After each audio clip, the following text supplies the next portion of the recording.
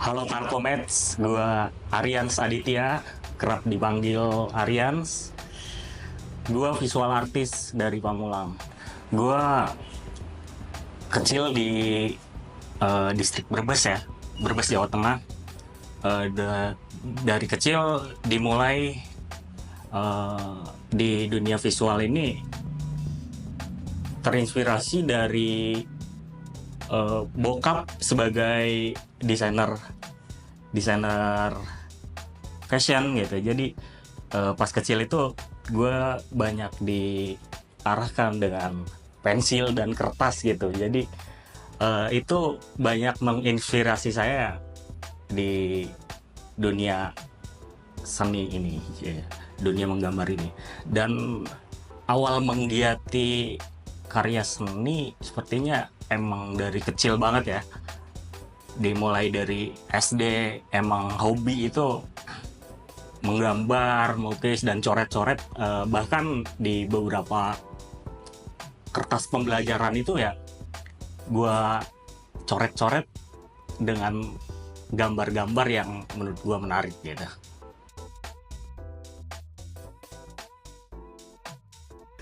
Ya kebetulan berangkat dari mungkin dari hobi ya, dari lingkungan juga. Dan di sini tuh gue ngerasa ya nyaman gitu, ngerasa bisa berekspresi, bisa bebas, dan gue yakin dan pede di jalan ini gitu. Inspirasi paling menarik sih berangkat dari keinginan gua terhadap karya seni, ya terinspirasi dari orang-orang juga, dari kebanyakan seniman-seniman daerah itu kan agak susah gitu buat berkembang ya. Dan di sini ketika punya ruang atau punya lingkungan yang mendukung itu, gua ngerasa bakalan ada jalan gitu, ada jalan yang bisa gue tuju gitu. Ya untuk konsistensi karya itu gue dimulai 2017 di Brebes ya, saat SMK ya. Di saat itu gue lebih banyak ke nuangin karya-karya sosial ya, kayak kritik-kritik terhadap lingkungan, terhadap ini. Dan gua sampein itu nggak selalu di karya kanvas atau ini, tapi kebanyakan di dinding-dinding gitu. Nah, berproses dengan gua pindah ke Pamulang ini, gua dengan dukungan teman-teman, dan gua pas itu lebih ke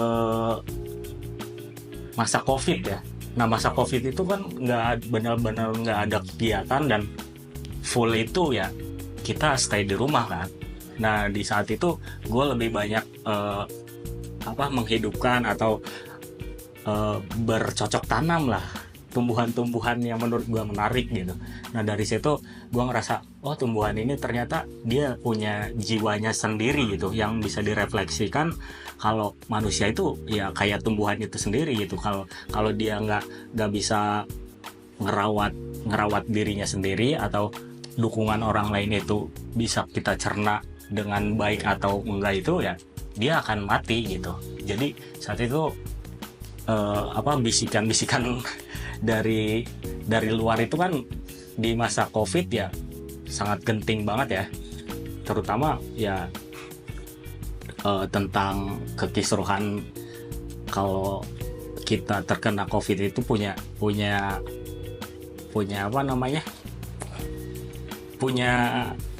beban tersendiri gitu, kayak punya nama buruk di masyarakat gitu. Tapi dengan menggambarkan tumbuhan itu sebagai manusia, ya dia bakalan survive untuk dirinya sendiri ya, itu bisa hidup dan lebih menarik aja sih. Untuk pengkaryaan dengan karakterisasi kayak gini tuh gua mulai di 2020 ya, di 2020. Dan dengan dukungan kawan-kawan Surat Sobek itu sendiri, dia ngedukung penuh gue untuk berkarya. Dan di situ itu gue terus mengolah karakterisasi visual dengan tumbuhan-tumbuhan sebagai metafora visualnya. Oh.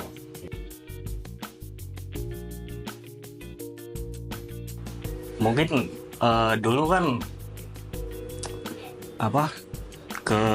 keterlibatan gue di proses menggambar ini, melukis dan proses berkarya lah. Ini kadang yang bikin kita ngerasa nggak nyaman itu ya kebanyakan dari publik sih, karena mungkin gua orangnya yang menyendiri gitu dan suka sepi, dan itu ketika kita proses menggambar melukis itu di tempat umum dan di keramaian itu bakalan banyak kesulitan gitu. Dan proses mengantisipasi dan untuk konsistensi dan menggambar dengan sesuai tujuan awal itu ya dengan kita biasa melakukan menggunakan earphone atau musik-musik lah, intinya mengurangi kebisingan dunia luar gitu aja sih.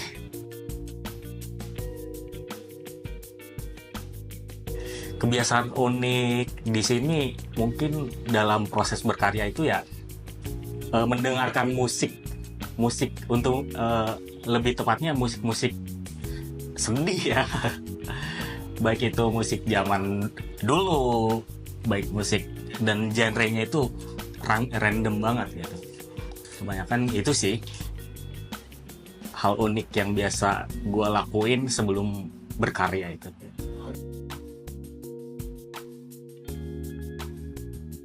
Kalau dari gue sih lebih banyak ke penggambaran seni hubungan human interest sama tumbuhan gitu. Karena menurut gue manusia itu merupakan gambaran gitu, gambaran alam, gambaran tumbuhan itu refleksi manusia gitu. Mereka itu punya emosi tersendiri gitu. Meskipun kita lihat ya barang yang nggak bisa bicara, tumbuhan yang nggak bisa bicara, tumbuhan yang ya nggak bisa berinteraksi lah. Tapi gua menggambarkan itu sebagai penambahan metafora dalam proses pengkaryaan, kalau itu bagian dari karakterisasi gua. Kalau kebanyakan sih dari karya-karya yang umumnya ada tumbuhan dan ada berbagai macam daun-daunan gitu, itu gue lebih ngangkat dari sisi emosionalnya gitu. Jadi dalam penggambarannya itu, misal gue gambarin tumbuhan berupa eceng gondok, itu merupakan karya tentang pengharapan gitu kan, karena dia di dalam penggambarannya eceng gondok pasti ada mangapnya gitu kan. Nah di situ gue menggambarkan sebagai pengharapan gitu. Terus ada beberapa daun philodendron kadang ini. Nah itu karena bentuknya gue suka, bentuknya gambar hati gitu kan, bentuk hati. Nah itu menggambarkan perasaan aja sih.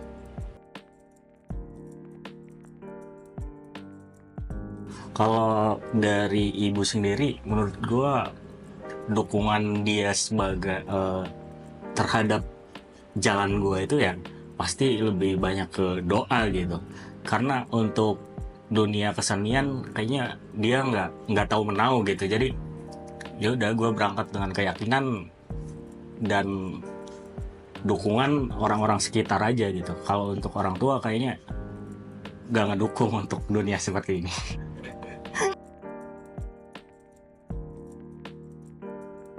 Proses kreatif dalam menciptakan karya seni lebih banyak dari eh, patah hati ya. Tapi bukan yang dialami gua sendiri gitu. Lebih banyak dari cerita teman-teman, keluh kesahnya gimana gitu. Kadang gua visualisasi dari cerita-cerita teman-teman itu ya gua angkat jadi tema karya itu sendiri.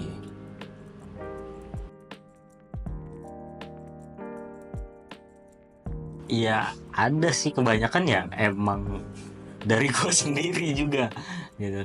Karena di gua ya mungkin dari culture itu sendiri ya, kayak menganggap kalau apa seniman itu ya nggak ada progres gitu. Dan banyak orang-orang atau pasangan gitu, lebih ke pasangan ya, lebih ke pasangan nganggap hal-hal kayak gini itu nggak berprogres dan nggak ada prospeknya gitu. Jadi ya gue berangkat dari situ, lebih ke meluapkan ekspresi diri itu ya ke karya seni gitu. Jadi karyanya itu ya tentang kesedihan, kekecewaan, dan ya melankolis gitu sih.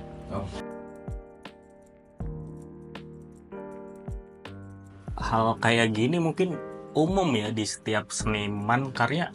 Menurut gua itu hal-hal lumrah yang biasanya mengganggu konsistensi kita. Jadi dalam hal ini biasa gua ngelakuin antisipasinya ya dengan mendengarkan musik atau biasa berkeliling gitu dengan jalan kaki, melihat melihat eh, aktivitas manusia lah yang bisa ditangkap dengan mata kita sendiri dan bisa diekspresikan bagaimana orang bekerja atau melakukan kegiatan yang berat atau ringan, dan dengan melihat mereka bahagia atau sedih, dan itu bisa apa ngebalikin semangat berkarya kita kembali gitu.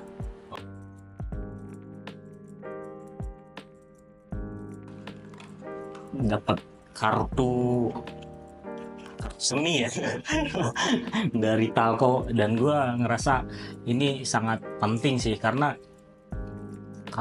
identitas seniman itu nggak selalu mengakui gitu, tapi harus diakui. Itu sih. Terima kasih Talco Meds, Talco World. Sampai jumpa di cerita-cerita lainnya. Semoga dengan ini kita dapat lebih berkreasi lagi.